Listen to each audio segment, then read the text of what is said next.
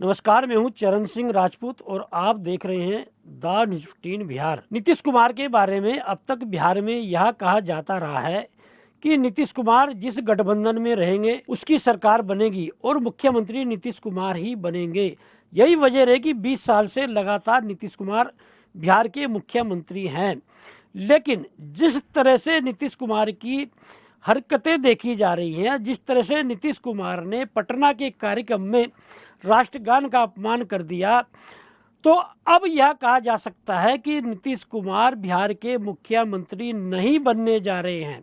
भले ही जदयू से ललन सिंह मुख्यमंत्री बन जाएं, संजय झा मुख्यमंत्री बन जाएं, उनके बेटे निशांत मुख्यमंत्री बन जाएं, भारतीय जनता पार्टी से सम्राट चौधरी मुख्यमंत्री बन जाएं, विजय सिन्हा मुख्यमंत्री बन जाएं, या फिर प्रतिपक्ष जो नेता है तेजस्वी यादव वह मुख्यमंत्री बन जाए, लेकिन नीतीश कुमार अब मुख्यमंत्री बनने नहीं जा रहे हैं। राष्ट्रगान का जिस तरह से नीतीश कुमार ने अपमान कर दिया है, जिस तरह से विपक्ष ने उसे मुद्दा बना लिया, और विपक्ष में विशेष रूप से प्रतिपक्ष नेता तेजस्वी यादव ने कहा कि नीतीश कुमार हमारे सम्माननीय हैं, लेकिन राष्ट्रगान का अपमान बर्दाश्त नहीं किया जाएगा।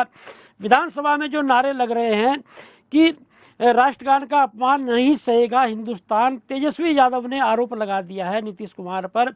140 करोड़ लोगों का अपमान किया है नीतीश कुमार ने, और नीतीश कुमार ने पहले ही अपमान नहीं किया है। महात्मा गांधी की शहादत दिवस पर भी नीतीश कुमार ने राष्ट्रगान का अपमान किया था। और जो मुकेश यादव हैं आरजेडी के विधायक, उन्होंने मांग कर दी है देशद्रोह का मुकदमा दर्ज किया जाए नीतीश कुमार पर। और सुनील कुमार सिंह जो एमएलसी हैं, उन्होंने तो कह दिया कि 3 साल की सज़ा जो है नीतीश कुमार को होनी चाहिए। इसमें सबसे बड़ी बात यह है कि भले ही विपक्ष जो है इसे मुद्दा बना रहा हो, लेकिन इस मामले में फायदा हो चुका है भारतीय जनता पार्टी का। गृह मंत्री अमित शाह को खुलकर खेलने का मौका मिल चुका है। और जिस तरह से बाबा साहेब के बयान को लेकर जब गृह मंत्री अमित शाह ने अंबेडकर कहना है कि फैशन हो चुका है, और इतनी बार यदि भगवान का नाम लिए होते 7 जन्म सुधर जाते, उसके बाद में नीतीश कुमार ने बाबा साहब के जो है मुद्दा बना लिया था। और तमाम जो है सत्ता के जो घटक दल हैं, उन्होंने अमित शाह के पक्ष में बयानबाजी की, लेकिन नीतीश कुमार ने अमित शाह को एहसास कराने के लिए बाबा साहब की एक तस्वीर मंगाई और उस पर पुष्पांजलि अर्पित की। और जिस तरह से गृह मंत्री के बयान के बाद में जब उन्होंने कहा था कि भारतीय जनता पार्टी का पार्लियामेंट्री बोर्ड तय करेगा कि बिहार का मुख्यमंत्री कौन होगा, उसके बाद में लगातार नाराजगी दिखा रहे थे नीतीश कुमार। तो जिस तरह से गृह मंत्री अमित शाह 5 जनवरी को जा भी नहीं पाए थे पटना में नीतीश कुमार की नाराजगी की वजह से, अब जो है एक तरह से शिकंजे में आ चुके हैं नीतीश कुमार गृह मंत्री अमित शाह के, क्योंकि जो कानून में संशोधन हुआ है उसके हिसाब से जिस तरह से यदि कोई व्यक्ति जानबूझकर राष्ट्रगान का अपमान करता है, 3 साल की सजा है उस प्रावधान में। और नीतीश कुमार ने जिस तरह से जो जानकारी मिल रही है, पहले राष्ट्रगान को रुकवाया और कहा कि हम स्टेडियम का चक्कर लगाकर आते हैं। उसके बाद में जब स्टेडियम का चक्कर लगाकर वो आए, फिर जब राष्ट्रगान जो है शुरू हुआ, तो प्रधान सचिव हैं दीपक कुमार, उन्हें टोकते हुए नजर आए, असहज महसूस करने लगे दीपक कुमार। तो ये जो नीतीश कुमार की हरकतें देखी जा रही है, कभी वो प्रधानमंत्री नरेंद्र मोदी के पैर छूने लगते हैं, कभी श्री श्री रविशंकर के पैर छूने लगते हैं, कभी रविशंकर प्रसाद के पैर छूने लगते हैं, कभी राष्ट्रगान में जो है तमाम हरकतें करने लगते हैं, कभी विधानसभा में चिल्लाने लगते हैं। और रोहिणी आचार्य जो है, जो लालू प्रसाद यादव की बेटी हैं, उन्होंने भी मुद्दा बना लिया है।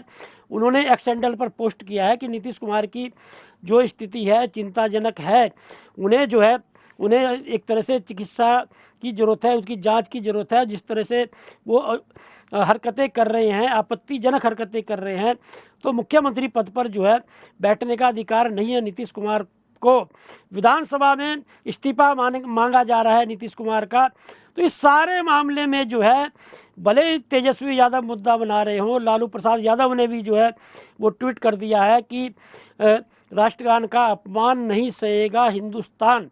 तो ऐसे में बड़ा प्रश्न ये उठता है कि भारतीय जनता पार्टी जो अपने दम पर चुनाव जो है मुख्यमंत्री बनाने जा रही है, इस बार पूरी तैयारी है बिहार में, और ये कहा जा रहा है कि भारतीय जनता पार्टी नीतीश कुमार को दरकिनार कर कर जिस तरह से महाराष्ट्र में एकनाथ शिंदे को जो है उप मुख्यमंत्री बना दिया, ऐसे जदयू के किसी नेता को उप मुख्यमंत्री बनाकर भारतीय जनता पार्टी का मुख्यमंत्री बनाना चाहती है।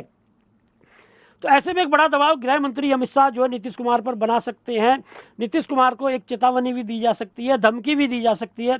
आज की तारीख में तो राजनीति में जिस तरह से धमकी भी दी जा रही है कि नीतीश कुमार को जेल जाना है या फिर जो है एक सम्मानजनक जो है जिंदगी जीनी है, क्योंकि भारतीय जनता पार्टी जो है तमाम पद का जो है वो लालच दे सकती है नीतीश कुमार को। इसमें कहीं से दो राय नहीं है कि नीतीश कुमार को आने वाले समय में यदि वो मुख्यमंत्री उन्हें नहीं बनाया जाता है तो राज्यपाल भी बना सकती है, और तमाम पद नीतीश कुमार के लिए केंद्र सरकार में भी जो है वो दे सकती है भारतीय जनता पार्टी। तो सबसे बड़ी बात यह है कि नीतीश कुमार की जो दावेदारी बन रही थी और ये कहा जा रहा था कि टिकट बंटवारे में नीतीश कुमार भारतीय जनता पार्टी पर दबाव बना सकते हैं और चुनाव के बाद में कोई बड़ा खेला कर सकते हैं।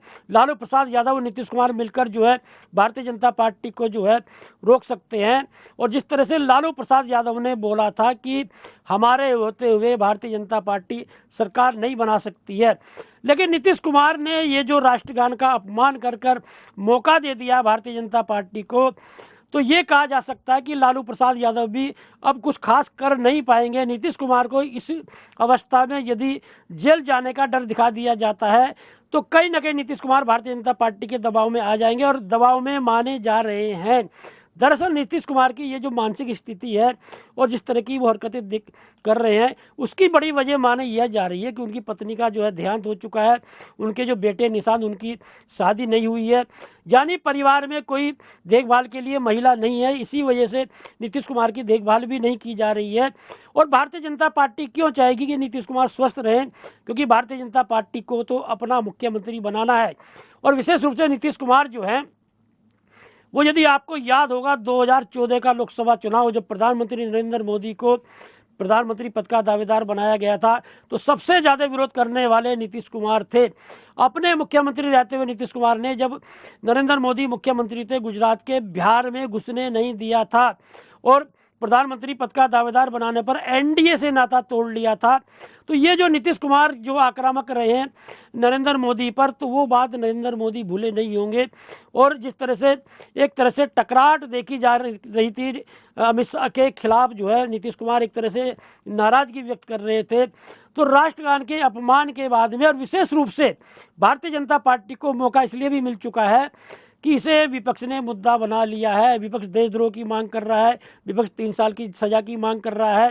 तो ऐसे में जो है गृह मंत्री एक बड़ा दबाव जो है नीतीश कुमार पर बना सकते हैं। 29 मार्च को गृह मंत्री अमित शाह जो है वह पटना पहुंच रहे हैं, कार्यकर्ताओं से बैठक करेंगे। निश्चित रूप से नीतीश इस मामले को लेकर नीतीश कुमार से भी गृह मंत्री बैठक कर सकते हैं और कहीं ना कहीं नसीहत दे सकते हैं, नीतीश कुमार को एक दबाव बना सकते हैं। तो यह कहा जा सकता है कि नीतीश कुमार की इस ये जो हरकतें हैं, और विशेष रूप से उनके बेटे ने भी जो है एक मुहर लगा दी है।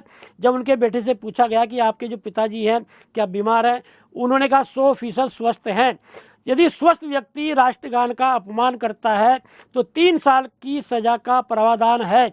या तो नीतीश कुमार को अपने को अस्वस्थ दिखाना पड़ेगा, यदि अस्वस्थ दिखाते हैं तो भारतीय जनता पार्टी को उन्हें मुख्यमंत्री पद से हटाने का अच्छा मौका मिल जाएगा, और यदि नीतीश कुमार अपने को पूरी तरह स्वस्थ दिखाते हैं तो 3 साल की सजा की एक तरह से दबाव बना सकती है भारतीय जनता पार्टी, क्योंकि गृह मंत्री अमित शाह खुद हैं। तो ऐसे में अब देखना ये होगा कि भारतीय जनता पार्टी का अगला दांव क्या होता है और नीतीश कुमार किस तरह का दांव जो है इन विधानसभा चुनाव में चलते हैं।